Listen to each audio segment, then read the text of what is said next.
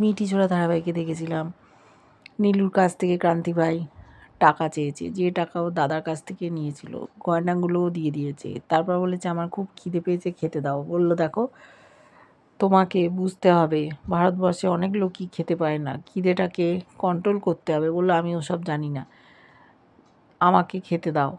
আর আমার ব্যাগে ব্রাশ আছে, মাজন লাগবে।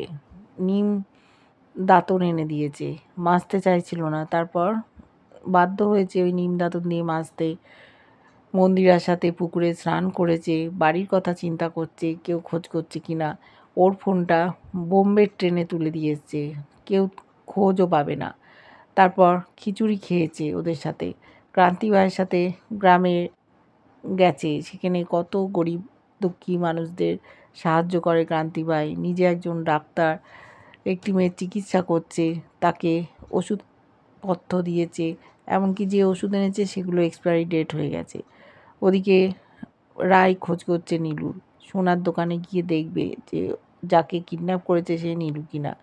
স্রোতও বন্ধুবান্ধবের সাথে আড্ডায় মত্ত, কিন্তু একটা ভিডিও দেখছে সোনার দোকানের।